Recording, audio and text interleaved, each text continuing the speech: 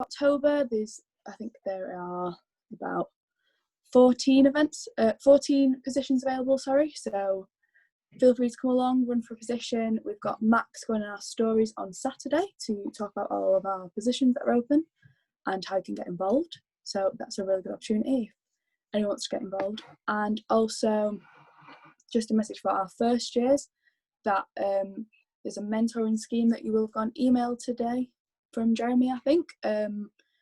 Just you can sign up and get some help from people in the years above, just to anything you might need on your assessments or anything like that. Just helps you settle in, really.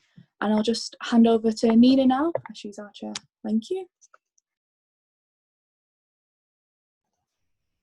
Good afternoon, everyone, and welcome to what I think will be a really, really exciting panel on populism in Poland. And it's great to see so many of you, although I can only see numbers. I know you're there, and we have, I think, 180 participants at the moment. So it's great that there are so many of you who have joined us. And thanks to the Policy Society for organising this event. I mean, there are a number of other events that they've organised for the coming term, so do keep an eye out for those, because I mean it's a really good addition to the seminars and lectures and everything else that you'll be doing. So we've got 4 panelists here today to talk to us about populism in Poland, and I'll just mention them in the order that they'll be presenting in. So we've got Barbara Yoxon, who's now at Lancaster, who used to be at York, and we really miss her, but it's great to see her here again. Then we've got Monika Kabata, who's from Nottingham Trent University. Then we have Alen Toplisek, who is from King's College London, and then we have Simona Davidescu, who's from the department. So each speaker will have 10 minutes each, and then we have time for questions after the end of the last presentation. If you have any questions, you can either put them in, there's a chat function, and there's also a Q&A. So wherever you put them, I'll make sure to keep an eye on them and make sure that they get asked to the panelists. So that's all for me. So Barbara, you're first. Okay, so hello everyone. It's really great to be here and great to see such a big turnout. Thank you very much for inviting me. I'm just going to share my screen first. Okay, so what I'll be discussing today is whether the 2020 presidential elections in Poland were democratic or not. Now, I want to ask whether there's any reason to worry about the state of democracy in Poland. So I'll be looking at some of the issues that were raised both by the critics and by the opposition, and examine some of the evidence that we can get our hands on.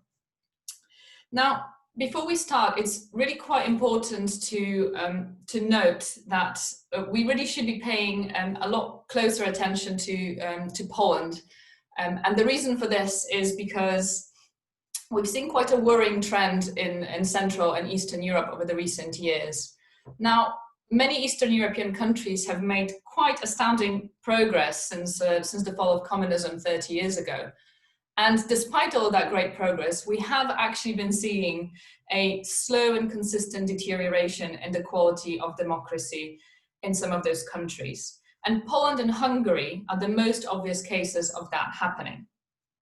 Now, in both cases, we've seen some changes that suggest that both of those countries are moving closer towards becoming what we know as competitive authoritarian regimes. Now, what does that mean? It means that it's an autocracy which, for all intents and purposes, looks like a democracy and operates as a democracy, but the ruling party has an unfair advantage in elections. And that's usually either because the media isn't free or because the public money is used to influence the voters. Now, the reason we're so concerned about Poland in particular is because the ruling party has in the past expressed admiration for the Hungarian model of a liberal democracy. And that's especially worrying because Hungary has recently been recognized for the first time as an authoritarian regime, or a hybrid regime, as some people call it, by the Freedom House. So this is a pretty big milestone, and we're worried that Poland is moving in the same direction as well. Okay, so let's have a quick look at the context in which the election took place. I'll give you a brief overview of some of the major changes that happened in Poland before the election, and since Law and Justice had gained a majority in the Polish parliament. Okay. So the first thing that Law and Justice did when they got into power is essentially try to undermine the independence of Polish courts. Now, the first thing they did is stuff the courts with their own supporters and made sure that the Constitutional Tribunal was no longer able to effectively challenge them. Now, that undermines the system of checks and balances in Poland. We've also seen some evidence that the media is much less free now than it was before they took power in 2015. The national media, the TVP, has essentially become state media. So in the past, they were controlled by an independent body. Now they're controlled by the state. Many journalists have been either fired or forced out if they had views that didn't really align with the views of the state. And most of the state channels have effectively became part of a propaganda machine. Now we're even talking about music channels on the radio, so it's quite an extensive operation. And then finally, Law and Justice has made some serious efforts to centralize political power in Poland as well. Now, they did this by taking power away from local authorities and taking money and funding away from local authorities. And that's quite important because in many instances, some of the biggest cities are ruled by the opposition. So it was effectively a way of taking control away from the opposition and centralizing it within the parliament. Okay, and all of these changes, the practical and legal changes, were made in the context of increasingly polarized Polish society. So we have seen a really large spike in far-right nationalism and populism in Poland. That's often been supported by the government. We've also seen minority rights being constantly violated by various institutions and by government actions. We've seen pretty big curbing of LGBTQ rights in Poland, and the government has also failed to condemn some of the street violence against minorities. So my main question is, did this election change anything? Has it pushed Poland further towards where Hungary is? Or can we still safely call Poland a democratic country for now?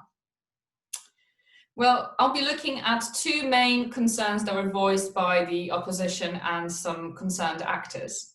The first one is that the opposition was not effectively able to campaign in the run-up to the presidential election because of the coronavirus pandemic. And the president was able to campaign through his access to the very biased state media. And the second accusation is that there was a form of blurring between the state and the party, with some government officials effectively campaigning on behalf of the president, which is technically not very fair. So let's look at both of these accusations.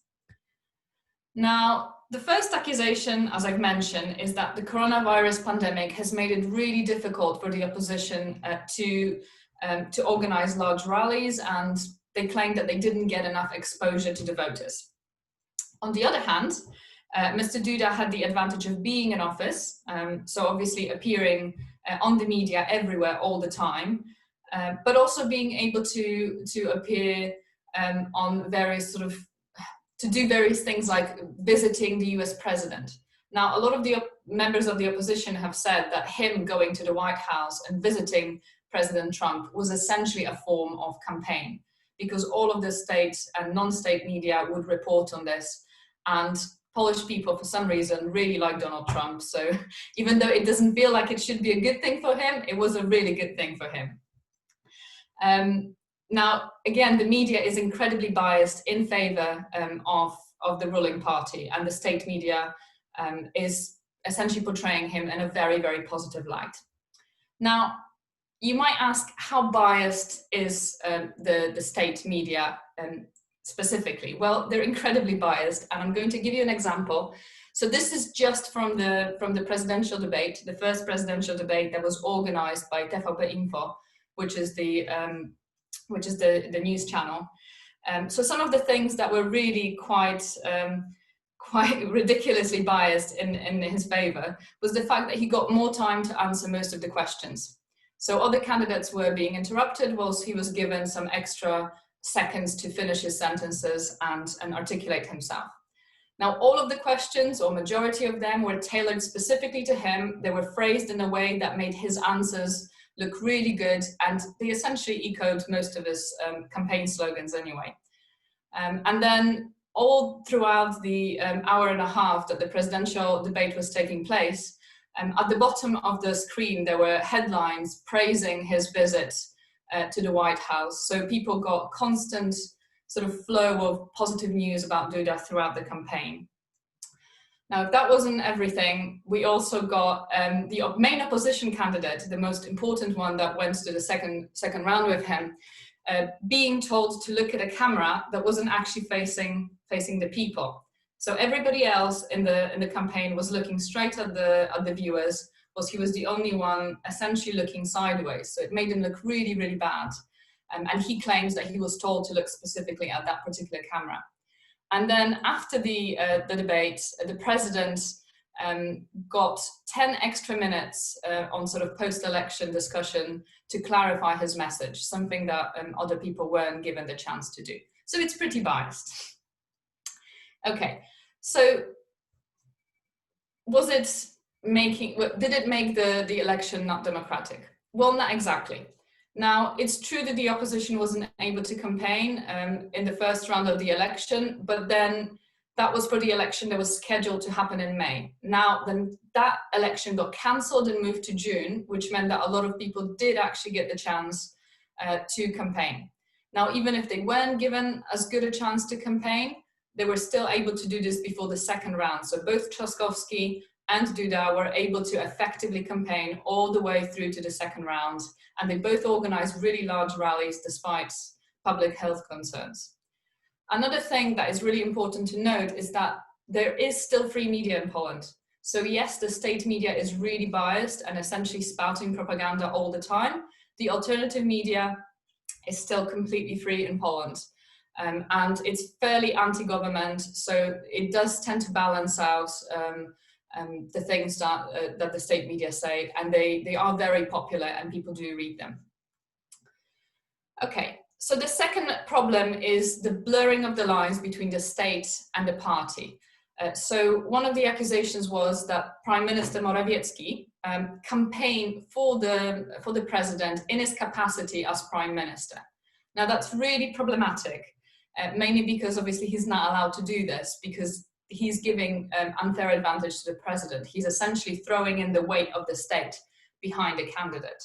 And some of the events appeared on his official site for prime ministerial office, so it looked quite bad. But again, it's not necessarily something that we would say influenced the fate of the elections. First of all, that's because most people do actually know that he is the prime minister, and even though there is a bit of a blur, I think it would be quite far-fetched to say that it influenced the outcome of the entire election. Another thing is that rather than showing some sort of authoritarian tendency, it's really showing the inability of some people to stick to the rules in Poland, because the same thing was done on the other side. So the city council of the city of Łódź, which is ruled by the opposition, was also advertising Trzaskowski's campaign events on their own website. So this happened both on the side of the ruling party and on the side of the opposition. So there were some irregularities, but I don't think that they were particularly egregious. So what's the verdict? Is Poland is moving towards authoritarianism?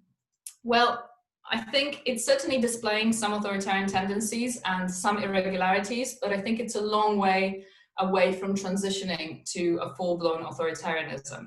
What I do find more worrying, though, is the long-term trend of increasing polarization within the country, which can and has in the past led to violence on the streets. Another worrying thing is the fact that major decisions, political decisions, are taken behind closed doors. So things like cancelling an election in May or introducing major changes to the judiciary. But as far as the election goes, it was not something to worry about, and it was constitutional and it was following all of the rules. So we could say that the election was definitely democratic, and it seems like Poland's democracy is safe for now. Thank you very much. Great, thanks so much, Barbara. I'm sure there'll be some questions. I can see there are already some coming in, but we'll take all the questions at the end of all 4 presentations. So Monika, you're next. Hello everybody. So I will try first to share my screen with you.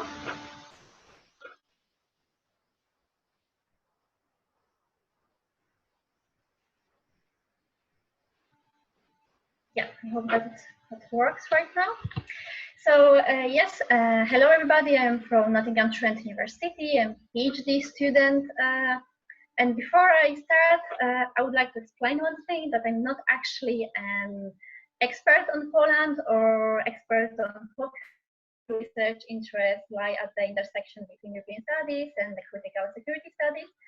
But as I work with the securitization theory and I'm Polish, that came to me kind of natural that I should have a look at the securitization of migration in Poland. And this is what I will present you today, a part of the paper that I work on with Chris Bakerville on the role of the Law and Justice Party, the Peace Party, in securitization of migration in Poland during the migration crisis. So this paper is somehow relevant to the topic we are addressing today, in the way that the discourse piece constructed on migration is an example of populism. But let's first have a look what really happened. So in 2015, so when the so-called migration crisis started, we had in Poland elections, in May presidential election, and in autumn the parliamentary one. In the presidential election, migration didn't yet play a role. But in summer, when the migratory pressure was increasing significantly, and it did become a very hot topic. So while PO and PSL government, the previous government, was willing to accommodate some refugees, PiS had a different idea what to do about it. And when they won the elections, at the beginning they said that they will honor the commitment made by the previous government, but very fast, after the attack in Brussels, they withdrew from those obligations and announced that they will not agree to any relocation system.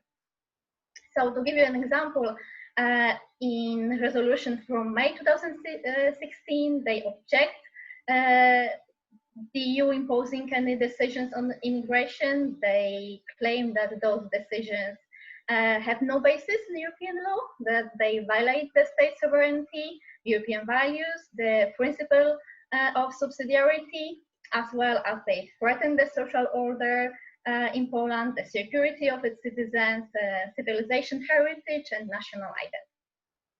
So in the result, Poland didn't relocate any refugee, and was in December 2017 sued together with Hungary and Czech Republic by the European Commission, and in April this year it was ruled that they have breached the obligation under EU law.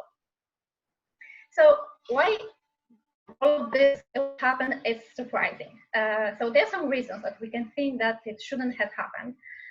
Because if we have a look at population and demography of Poland, Poland has quite an aging society. So due to the demographic trends and economic changes, specialists estimate that by 2030, employers will have problems with filling every 5th job. So we do need a labor force. Further, we don't have problems with immigrants, as, I don't know, for example, France or Germany could say, because we don't have immigrants. In 2015, the country of 38 million inhabitants, there were a little bit more than 168,000 foreigners. And in the same year, only 48% of Poles declared that they actually knew personally and any foreigner. Further, if we have a look at the history, I think we all know that Poland has a long history of many waves of migration to other countries, so for political reasons during the Cold War, as well as high level of economic immigration since the fall of the Iron Curtain and joining the EU. And also, Poland has been always considered as rather displaying highly positive attitude towards the membership in the EU. So it was above average since 2005. Now, why it can be a bit less surprising, what reasons are behind this?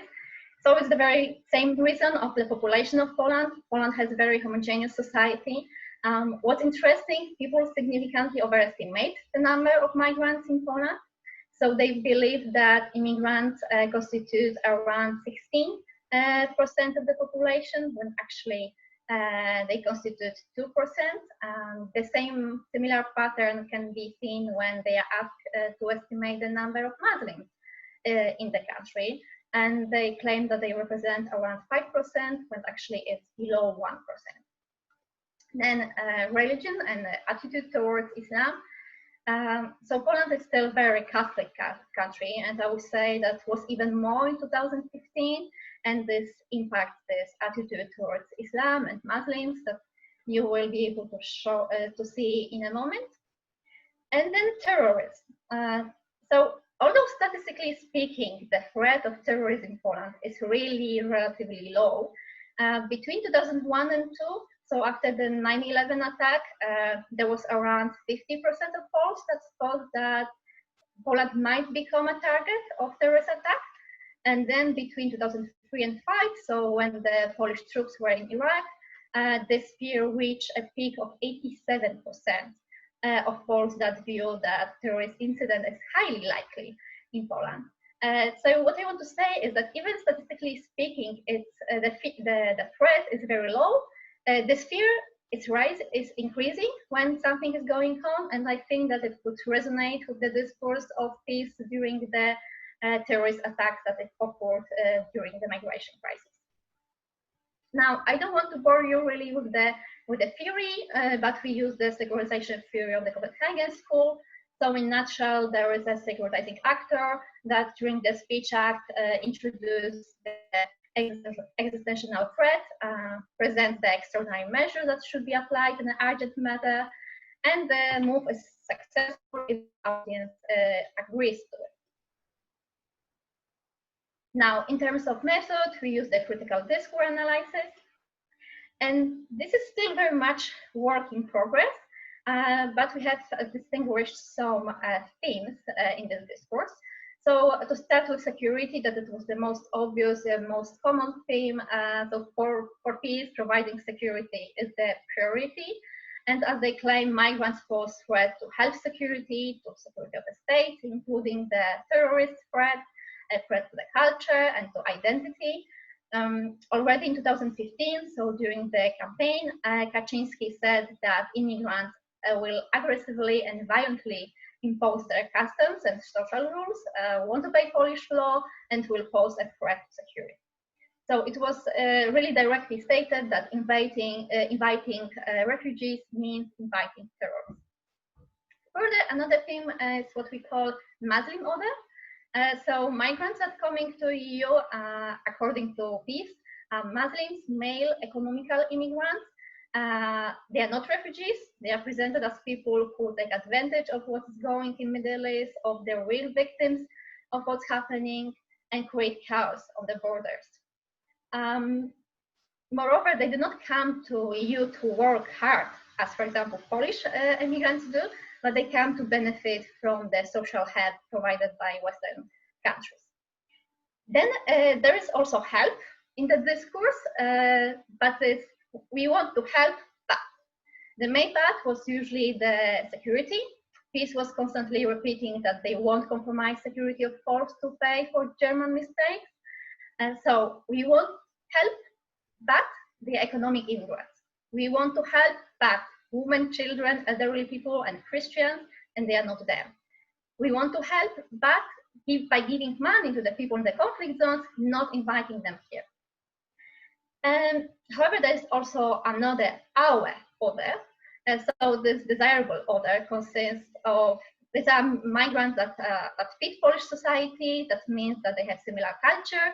They can be easily integrated into society. They don't pose threat to the identity. And this would be refugees who have to be Christian, should be female, there should be children or elderly people, or migrants or refugees from Eastern Europe. And of course, there's also EU in this puzzle, and EU, well, the situation during the so-called migration crisis was, in his opinion, the fault of the EU, obviously, because they let in economic migrants, not refugees. They didn't seal the border correctly, and the repatriation system would give only signal to immigrants that they are welcome here. So EU was in this discourse presented as laws, as needs of the guidance that peace should provide.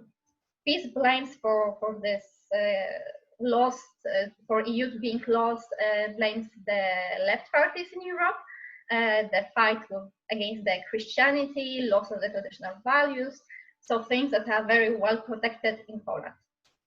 And then, of course, there is a PO in all of this, so the opposition. It's not much, they were not much creative about it, so the opposition obviously was blamed for everything that was happening in Poland during that time. So very fast, I don't know if I have still some time, extraordinary measures. So I will not here really tell you what they were about, but we can indicate some special measures, so changes to the Act on granting protection to foreigners or the Act on anti-terrorist activities.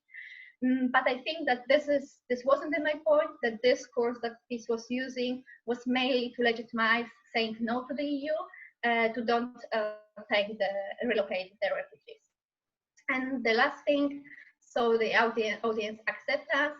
Here we can see the first chart presents the attitude towards refugees when the participants weren't told where they will come from. And the second chart presents the support when they know that the refugee would come from Middle East and Africa. So what we can see is that the support on the first chart was decreasing already since May. So already when still politicians were not talking that much about what was going on. But then the biggest, the most significant drop can be observed in the time in the end of the campaign and last till the end of October 2017. So this is the time when peace was the most active in securitizing migration. Then the next thing is that we can see that at the beginning, the support for taking refugees was quite high. It was around 70%. But when the participants were told that they would come from Africa and Middle East, it drops. It's around 30%. So to finish and somehow link this, what was happening in 2015 and what was going on this year, I think that in 2015, peace chose a group, migrants, that wasn't really presented in Poland. We don't have migrants, so there was nobody to go out to the street to defend themselves and say, we don't agree. And this is the difference with this year when peace attacked the LGBT community, and actually there were people who went out and say, we don't agree. So here we came to the moment when there was actually a group that tried to defend themselves. That's it.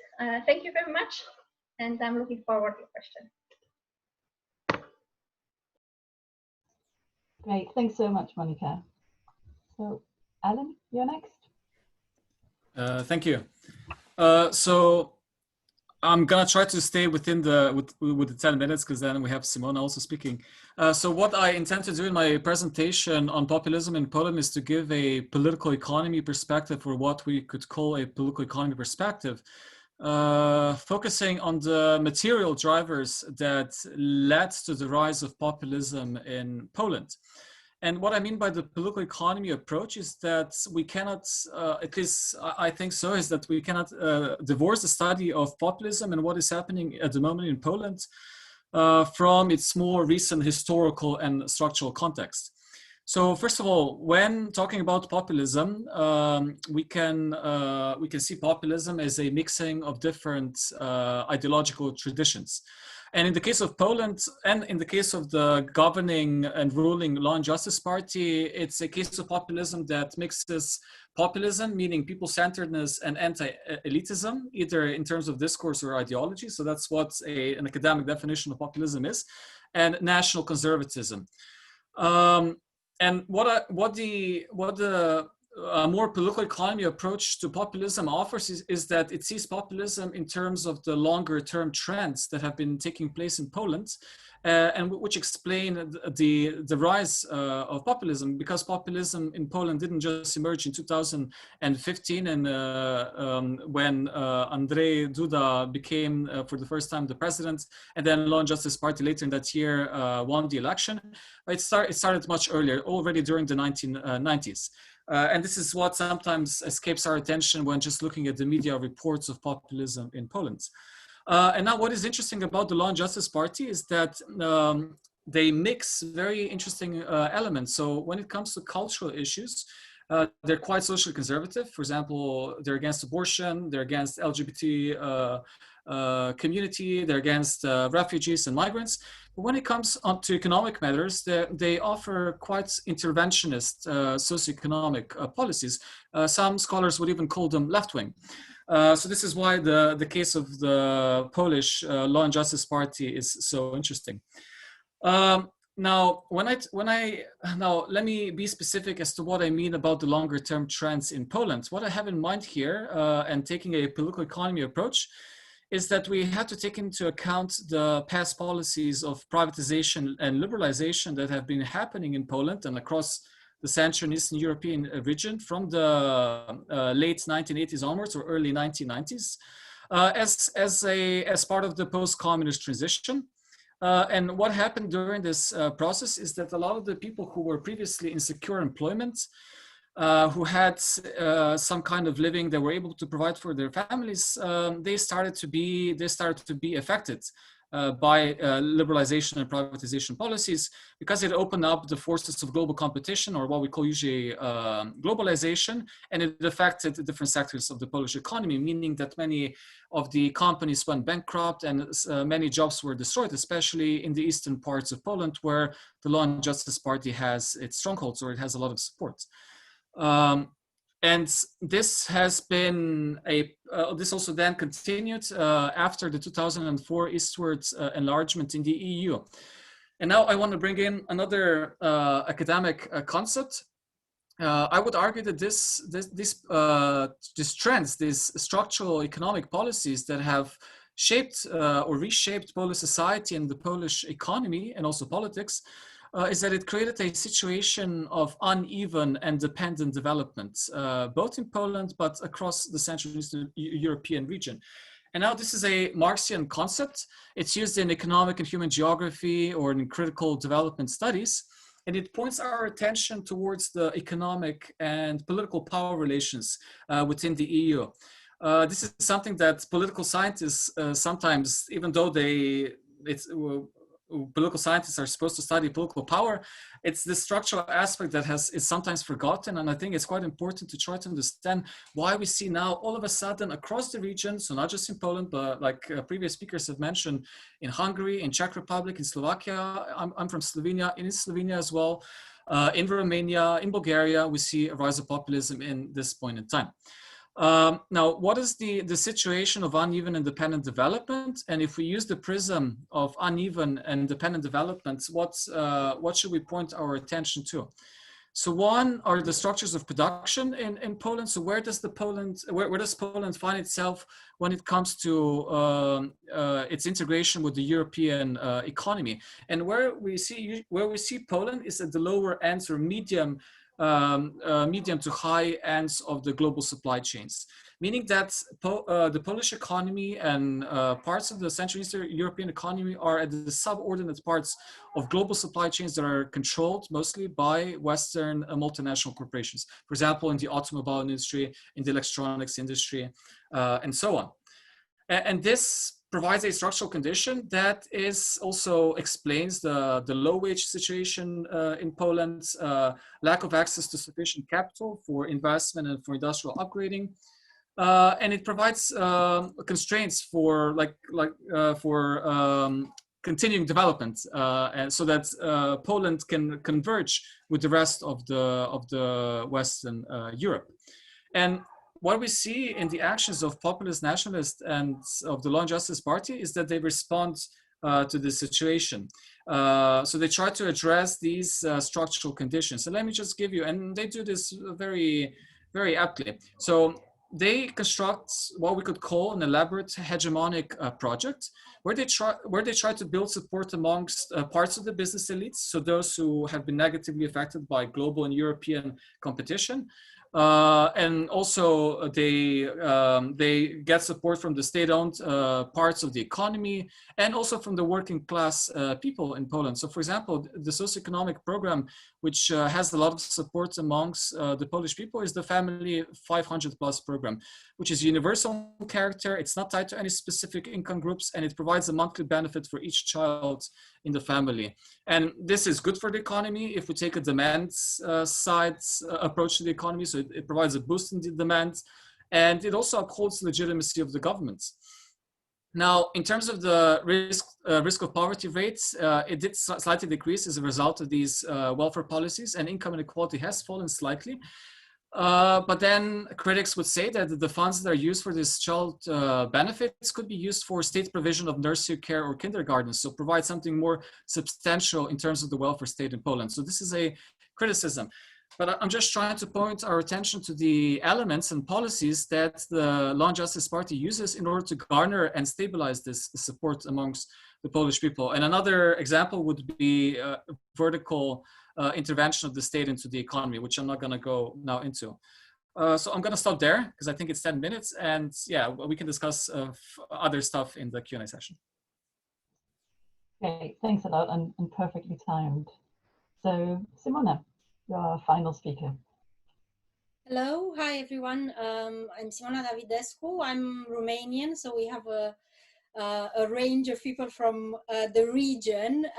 I also don't work on Poland, but I'm interested in energy and environmental policy. So what I'm going to talk about today is really a incursion into what we would say is the position of populists in Poland with regards to climate change. And I'm going to start with a very interesting moment in time, which is the moment when Poland has had the leadership and also hosted the United Nations Climate Change Conference, COP24. It happened in Katowice in 2018. And interestingly, Andrzej Duda presided over and had the main speech. And I want to start with this speech to kind of set the tone for what the position of law and order is on this issue, on climate change. So his quotation was very apt given the topic, right? So it was about climate change. And he was saying, there is no plan to abandon coal in Poland. Coal is our strategic raw material. We have supplies for 200 years, and it is difficult for us to give up coal, thanks to which we have energy sovereignty, right? So this kind of gives you an idea of what the position of the party is on climate change. So I'm going to talk a little bit about how consistent the party was and what kind of threat they pose to environmentalism more generally and to energy policy in particular. So looking at law and justice, my previous colleagues, the previous speakers have talked a little bit about this very particular ideology of law and justice that is a blend of conservatism. A lot of the writings that I've been looking over looks at conservatism from their perspective in terms of a historical engagement with a myth of the anti-communism national guerrillas, which were present in the Second World War and in the aftermath of the Second World War. There's a lot of talk about conservatism and nationalism in terms of protecting traditional values, particular family values, and the bonds between family and the Catholic Church, and a degree of nativism, which is mainly about resistance to anti-European migration that Monika was talking about. So there's a blend of all of this: conservatism, nationalism, nativism, and it's been very consistent throughout. So if we look at some of the work that's been done to see what their position was when they were in opposition, so before 2015, there is some research by Lockwood which looks at the extent to which they were very pro-coal, hostile to renewable energy, hostile to wider climate policy. In fact, they called the negotiations that Poland had for the EU 2030 framework, which set targets for the EU on emissions, a terrible decision, which was brought on by political corruption and interference into Poland's affairs. So they criticized greatly their predecessors about the type of negotiations that they led at the EU level. So in this presentation, I'm actually going to look at how they negotiated when they were in power in Europe, right? So from 2015, when they got to government, they had to keep some form of renewable energy policy under the EU pressure because these were pre-existing commitments. But they have overseen the weakening of the implementation. There is some very recent research which I would recommend by Zuk and Sulecki, and I'm going to give you all the articles that I've been using at the end. So there's a clear sense that there's a huge regress in environmental protection, despite the fact that in terms of environmental protest, we still see significant environmental protest. The environmental movement is consistently categorized by Law and Justice as Marxists, global communists, and also labeled as agents financed by Soros. Apparently, the irony of when the contradictions here don't seem to be, to deter them from putting all these labels on the environmental movement. So given that this has been a very consistent picture of how the party has portrayed themselves in terms of their approach to climate change, they have claimed some success in how they negotiated in Europe. And particularly in the last negotiations, which happened in 2018, for the next big thing. So this is the Clean Energy for All Europeans package. It's a massive package of legislation that involves about 8 different pieces of legislation. They're going to cover everything that we know about energy. And in this case, PIS claimed some success for the negotiations. First of all, because they've been very successful in building coalitions to resist some of the distinctions which weren't very helpful for Poland, particularly a distinction that was made by Germany between strategic reserves, which would be eligible for state aid, and capacity markets, which would be phased out. So, for example, Polish coal will fall under the capacity markets label, and therefore wouldn't be eligible for state aid. And so Poland has been able to build a very successful coalition with countries such as France, Italy, Hungary, Greece, Ireland, UK, and remove this from the legislation. They've also been able to obtain some concessions in the case of a grandfathering clause. So in other words, that the state still preserves a lot of control over what is being done and what is being supported with state funding. And these kind of concessions benefit all the countries in the region, not just Poland, all right? So a lot of other East Europeans are benefiting from that grandfathering clause. And also Poland has been particularly successful in profiting from the EU regulatory framework and financial assistance. In the next budget for 2014-2020, Poland would be the recipient of about 86 billion in EU funds within the framework of the budget. But the EU also acts as a constraint.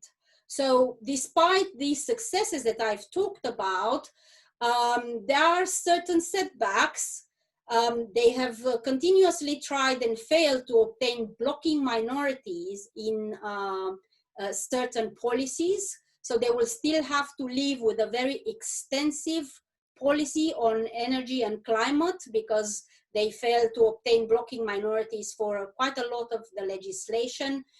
In fact, the only consistent ally from Central and Eastern Europe has been Hungary, but together they simply do not have that blocking minority. It's an open secret that Warsaw doesn't adhere to the letter and the spirit of the law, so everybody in Europe knows that they are dragging their feet.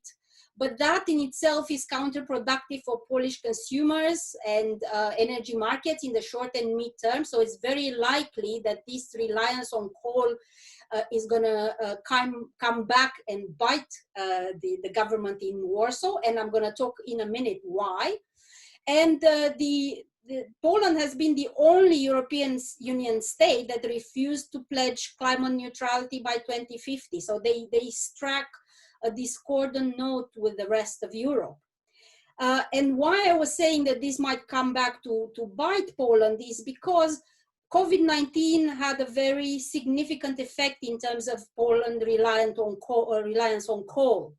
There was a very significant fall in demand during the crisis, and because Europe has changed the way in which they calculate carbon emission prices as part of the European Union ETS, the carbon permits have suddenly become very expensive. And so because Poland emits so much greenhouse gases as a result of their use of coal, this has become a very expensive affair, which literally impacts on the consumers and how cheap electricity and energy is. So that has prompted, and this is really the latest developments, has prompted the Polish government to come up with a new energy strategy by 2040. This was released just last month in September 2020. And surprisingly, we see a commitment to reduce coal in here. Well, Greenpeace has criticized this strategy, saying that, okay, we reduce coal, but we don't know when, so there's no commitment on a date. It's more of a reaction to the latest developments in terms of rising costs of using coal. And surprisingly, something that Poland has talked about for a while, but hasn't done much about it, going nuclear. On the back of hope that a lot of the financing for nuclear, which is very expensive, is probably going to come from the European Union. And that's about it. That's where I am in terms of the latest developments on climate change. If you're interested in the work that I've cited throughout, you can have a look at some of the latest publications. And I'm going to go back to the main screen. Thank you. Thanks a lot, Simona. And thanks to all our four panelists for what I thought was some really excellent presentations. And I'm sure I can see there are already lots of questions, and there might be others of you who also have some questions.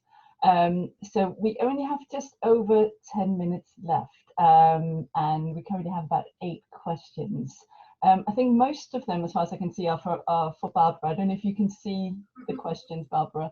I think instead of me reading them out loud, I'll let you choose the ones that you want to answer, and then we can see who else wants to come in on some of them. Okay, great, thank you. So let me address the first one. So what's the ideology of the opposition? So I was talking about the polarization in Poland, and the surprising thing is actually the opposition is mostly centre or centre-right. Trzaskowski, so the main presidential candidate who was opposing Duda, is firmly in the centre. He doesn't veer towards the left. He's sort of pandered to the left a little bit, but he is definitely a centre-right politician representing a right-wing party that's not progressive at all. Now, one of the reasons why PiS is so successful is because the opposition is so fragmented. So there is also some far-right opposition, there's some libertarian opposition, and there is a very, very small fraction of the left that's not very effective or popular in Poland because of the experience of communism. So actually the fight here is between centre-right, that is really, really libertarian and trying to get free market economics into, continue free market economics in Poland, and PiS, which is slightly trying to break with that pattern and introducing slightly different policies. So I hope that answers your question. The second thing, should we worry about Poland losing EU membership due to its undemocratic behavior? Well, I'm going to say no, we shouldn't. And the reason I say that is because we've seen how ineffective the EU has been so far in punishing both Poland and Hungary over some of the policies that they've introduced. And personally, I'm probably a bit closer to Alen and some of the things that I think about the origins of populism in Poland and the dynamics. I think it's really great for the EU to have a stable market in Eastern Europe. And I don't think they'll be very pleased to lose that. I think they're more about the economy than they are about some sort of idea of lovely democratic European Union. So I think, if anything, Poland's more likely to leave the EU than is to be kicked out of the EU, although I don't think that's very likely anytime soon either.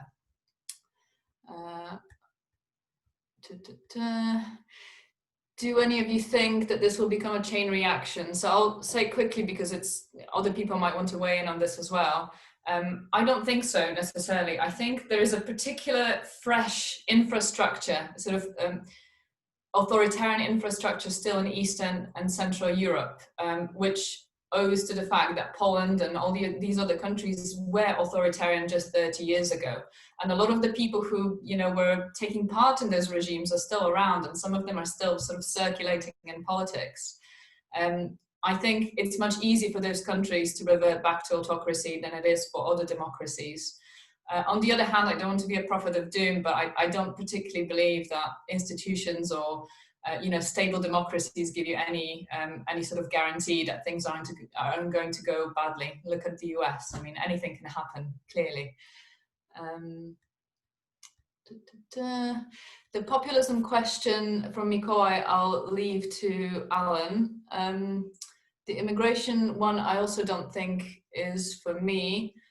What can the EU do to make Poland more democratic? I think really economic sanctions would be the way to go, but I don't think that they're likely to do this, because Polish government will be counting on those sanctions to justify them leaving the EU. So I think not very much, to be honest.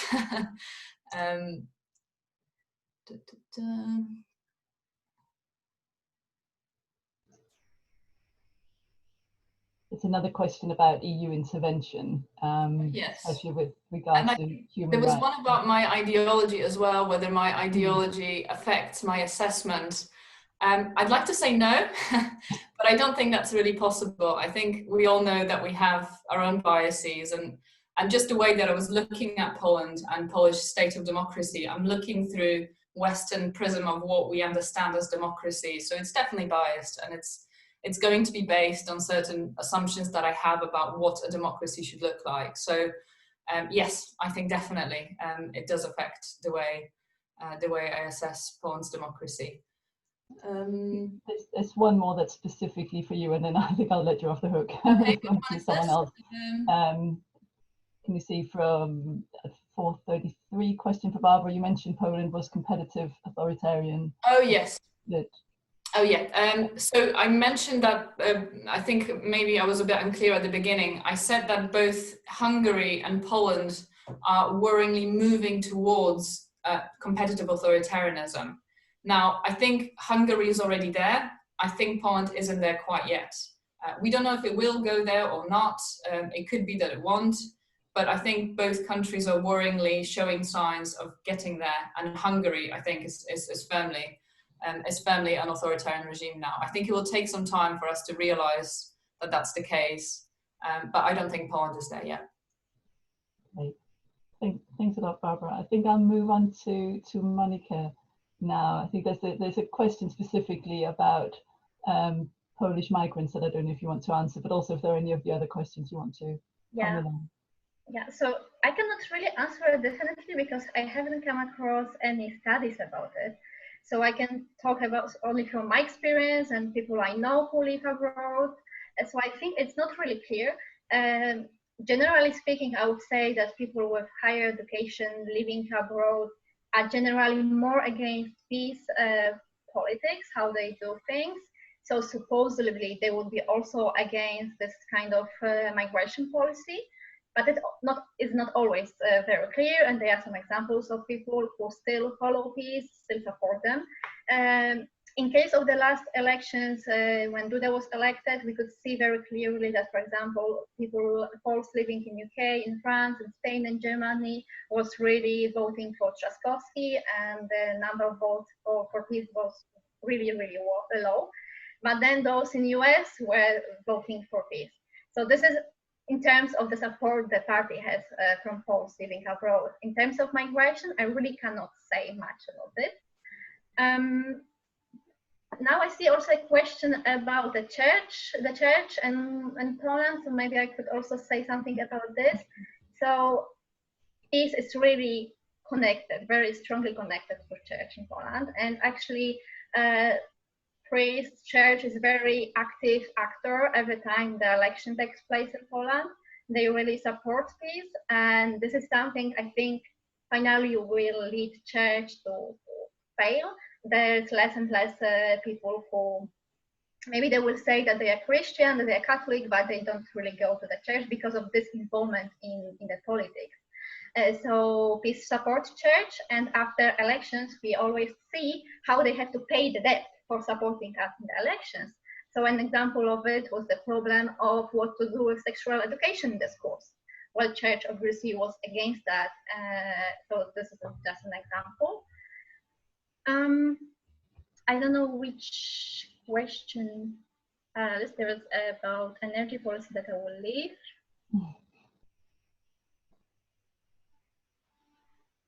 There are a lot to choose from now. There is one about media impact.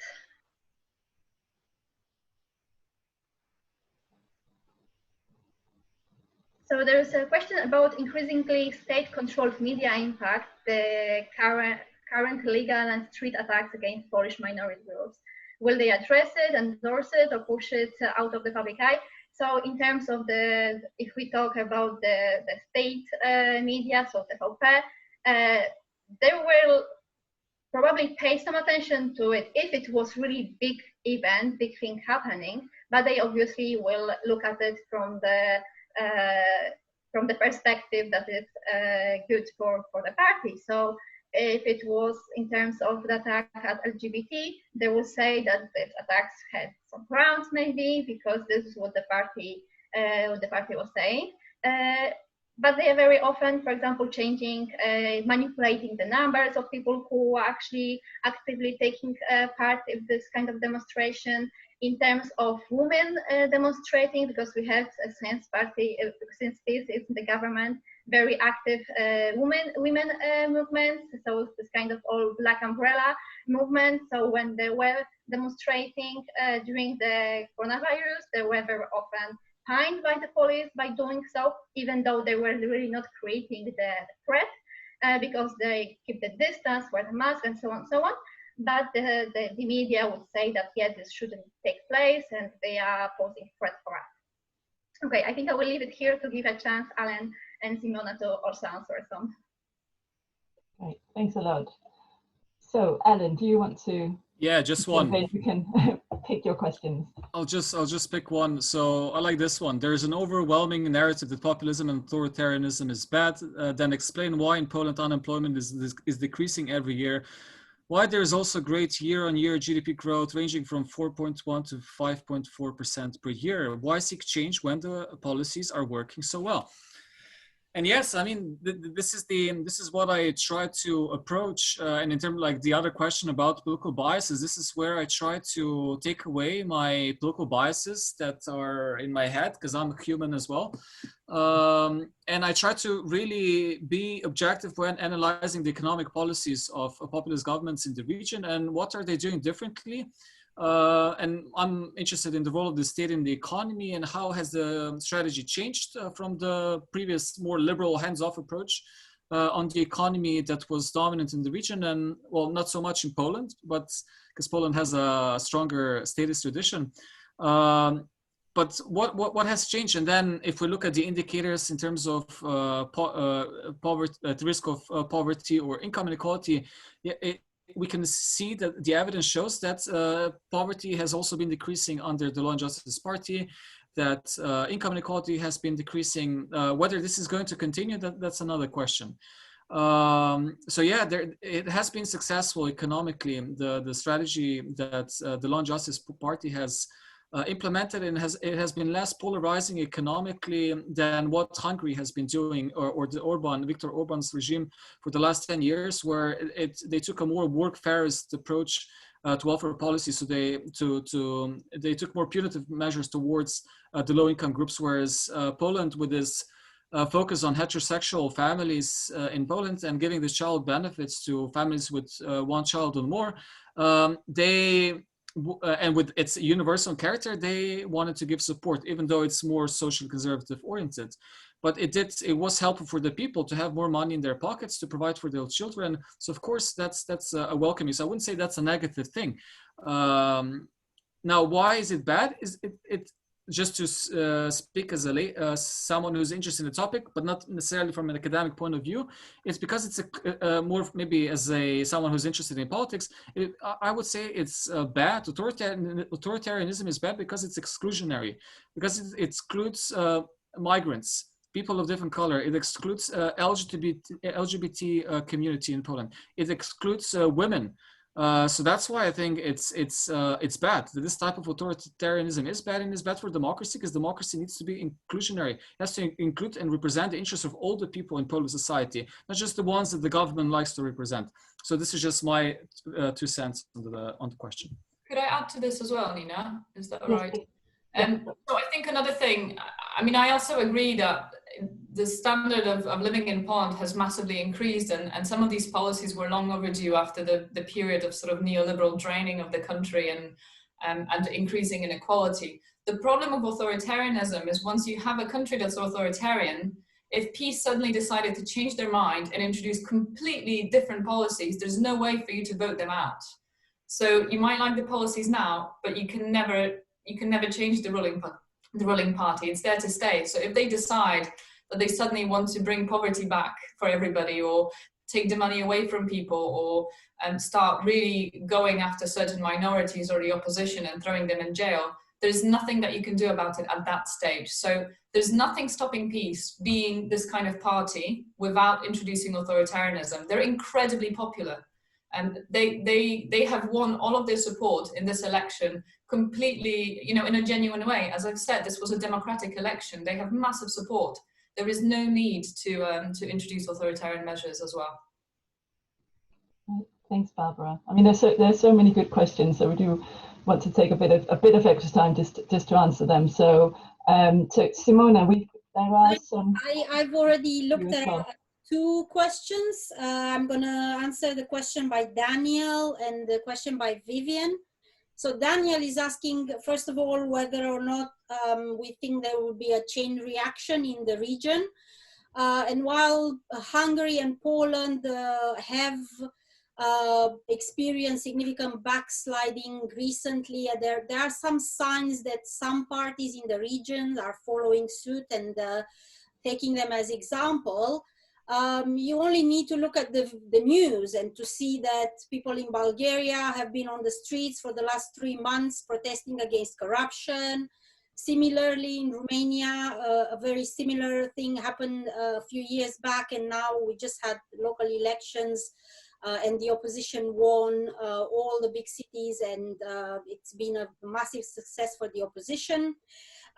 So things are not necessarily moving in the wrong direction, if you like, me speaking with the same bias that you were talking about earlier, that the opposition does have a chance of winning back votes, but the overall picture is that the entire region suffers from corrupt practices and that elites, particularly those in government, tend to be corrupt.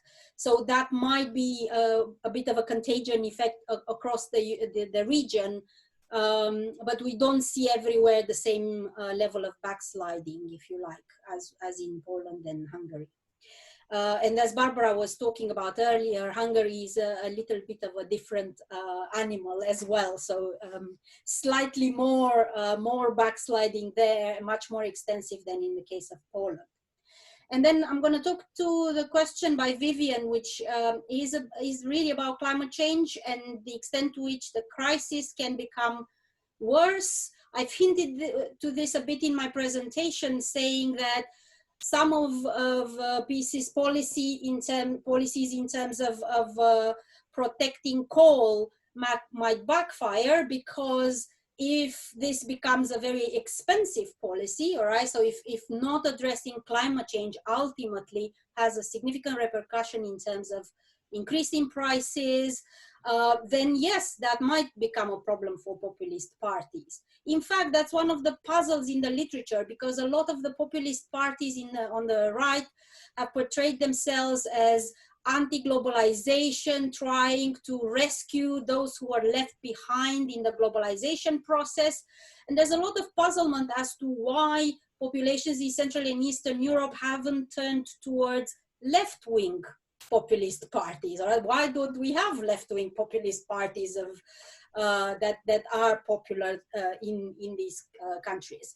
And so it might be that some populists might be around, they might not be right-wing, but in other words, there will be a challenge coming from the population with regards to climate change. In fact, the environmental movement, despite the fact that it has been lambasted by the government as being Marxist and people paid by Soros, doesn't seem to have disappeared.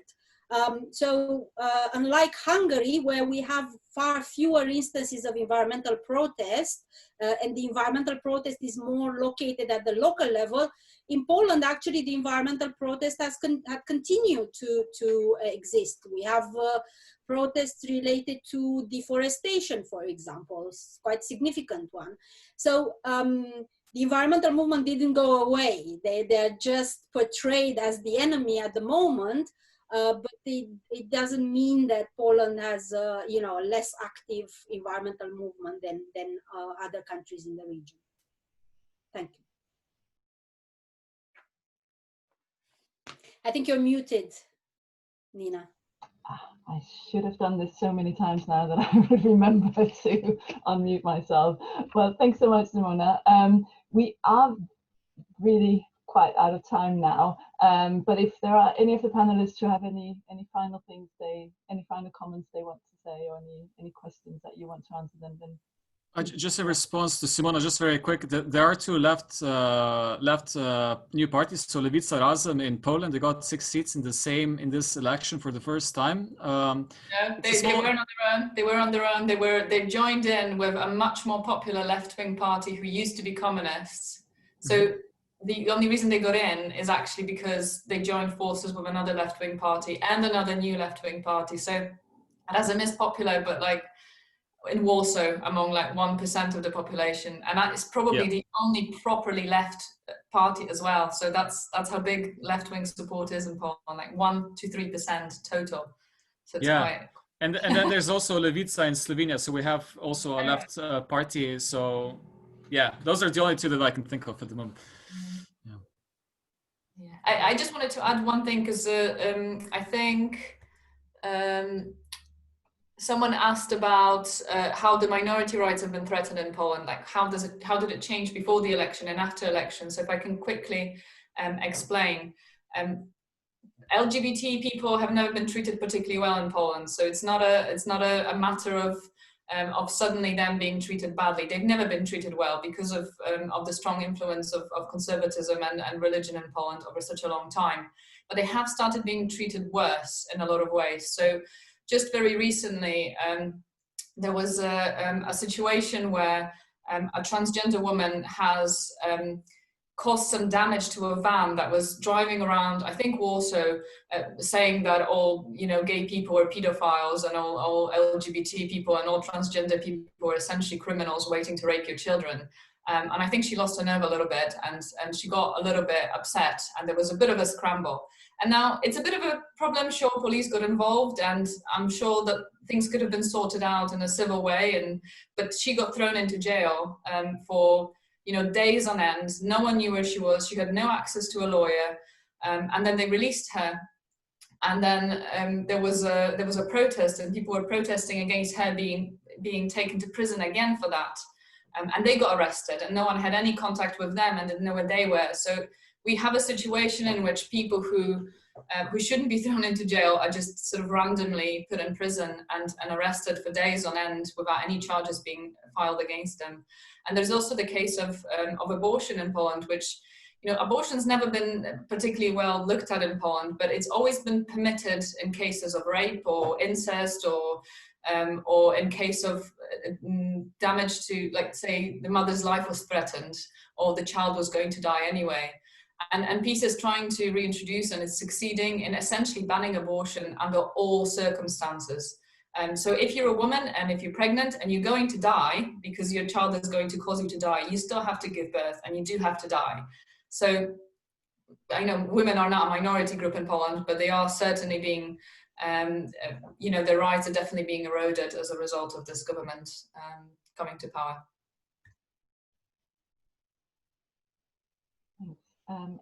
Anyone else who has any final thoughts or comments? Okay, I'm going to draw this to a close. And I mean, I'm sure we could continue talking about all of these issues for a long time. The students who are here listening, I mean, a lot of these themes, a lot of these debates are sort of things that will come up in the different modules that you will be taking, if not in specifically this form, then in similar forms and similar debates. So you have something to look forward to. So I think all there is to say now is to thank the audience for some really great questions and to thank the panelists for such excellent presentations and for answering so many questions. And I think I'm probably the only one who can actually applaud you in a way that you can see, so I will definitely do that. I don't even think people can do remote sort of digital hand claps here, which you can in some formats, but I can see some thank yous coming in. So that's all from me, but I'll hand over to Thomas Ron, who wants to say a bit more about the next event. Thank you, Nina. And I think I want to give a big round of applause to you for chairing this. It's very kind of you to do that. So we, in Polish Society, we are hosting many events coming up.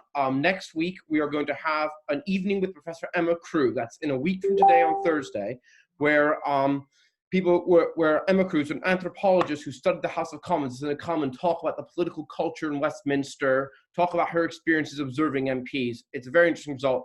And don't miss our EGM, where you can run for the position that's actually in charge of organizing this. I also want to give a big thank you to Bella Robinson, who was absolutely instrumental in helping organize this event. And thank you to all the panelists for making this happen. It was really great. And thank you to everyone who turned out. This was the best turnout we've had for an event ever, I think.